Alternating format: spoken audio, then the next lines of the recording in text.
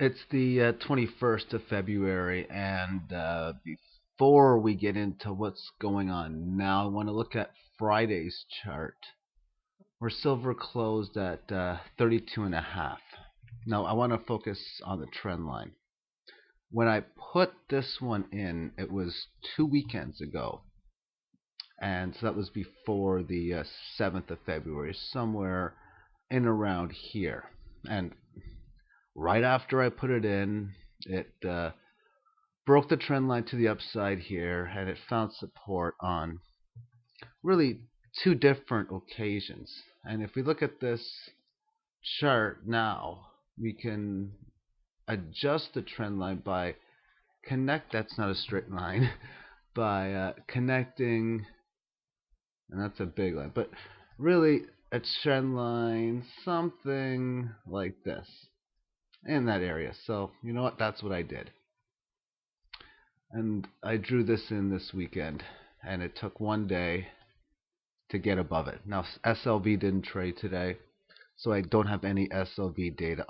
I put in just one tick, which is what the gap open is poised to be as of now. If the market continues to rally, then it might go up here, and if it sells off, it might be lower. We'll end up seeing on Tuesday morning this trend line in here.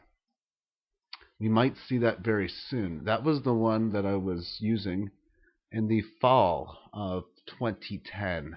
That was used in September, October, November, that sort of deal. But when you're consistently breaking resistance like this, there's no reason to actively look towards selling, unless, of course, you're selling in small portions, especially within the paper contract, because right now the bias is towards the upside, especially if you're looking to get in any type of physical bullion, scrap quarters, dimes, that sort of deal. The likelihood of that 50 that I'm talking about, which was pretty much 99%, is only going higher. And if you know something's going to go to 50 and we're at 34, then should you be waiting for a pullback? Yes, you might get one and save a dollar, $2, but the big resistance level of 3140 is breaking out magnificently right now. The fundamentals for the comics, right? I don't know exactly what's going to play out, but we're in unique times that we've really never seen before. So the technical analysis is really being changed pretty much. And I say you go from regular school to parabolia technical analysis.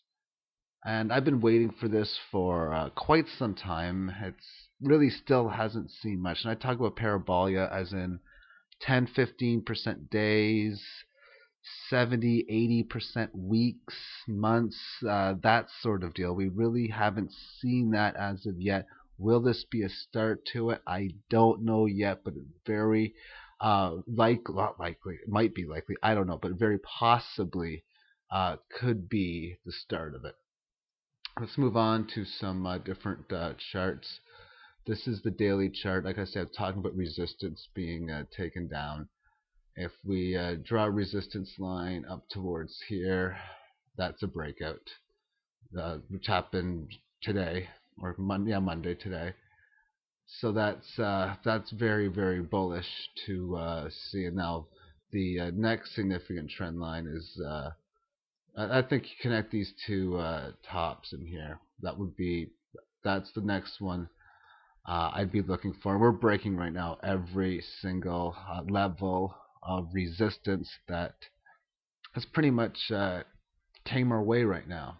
So we'll continue and wait and see what happens. But a spectacular update with the market really not doing anything in the United States, no markets with the holidays. And I was stating that the last hour on Friday, it just seemed as if something was a little fishy with that. And it looks like there's something going on. So we'll just keep on seeing what the technical state now as far as the monthly term time frame is concerned. Maybe we might be able to do something about finding resistance at this massively steep upward trend line. That would say a lot. I mean, that's normally you wouldn't, but we are recapturing that range after this red candle got us below there in uh, February, where it's now getting back above it. It still may find resistance at that level, which, considering its steepness, that's totally fine. But a lot of bullish signs still coming within the market. We also got the trend line that connects the 06 and 08 highs on a logarithmic view. That is pretty much coming very close to being tested right now. I know a lot of people are asking, well, when's 50 going to come? When all this type of stuff? I don't know, but normally you could say, well, what's the chances of 50 by the end of the week? Yeah, what, one in a few thousand? Yeah, now we're talking about what, a few hundred or many dozen? I don't know, but higher though, because the more volatile, the more things come in a major breakout like this, then the more likely stuff like this happens, because parabolic moves, uh, it graduates to parabolic, like having 4% movements to 7% to 15% and so on, meaning it slowly gets more volatile with each passing moment. Now the final chart in here is the I don't know what name I want to give it. I gave it the name silver curve trend line, and this is the chart going back to like 1976 or so. The thing about this, it's automated. These blue lines, they are automated. I spent a little bit of time trying to figure it out, and as far as these numbers are concerned, I wouldn't read too much into it. But what I would read into is the theory on how this is done. That is, I connect it from the 1980 top at $50 an ounce. And then I decrease it at a rate that gets less of a decrease, or the rate of descent slows each period. And that's what happens in here. Each rate of descent is lower than the previous one. And then somewhere around the middle, which in here is pretty easy to see right in here, the trend reverses, and instead of slowly decreasing, slowly increasing the rate of ascent. And at the end of the week, the support level, the bottom level, is 1750. Resistance is about 38. That's for the end of this week. This is weekly data. And in 33 weeks from now, this is a number. 83 weeks from now, so on, so on, so on. Really, if you stay within this trend, that's parabolic, big time. And if all this type of stuff happens quicker than like very soon, especially within the 2012 stuff, meaning it happens this year, next year, and really into 2013, then it's going to break this resistance line, and that says a lot to break a trend line of this magnitude. And if it does, then I'll just adjust to whatever the message of the market says and then go from there, because that's pretty much the best I can do. Take care.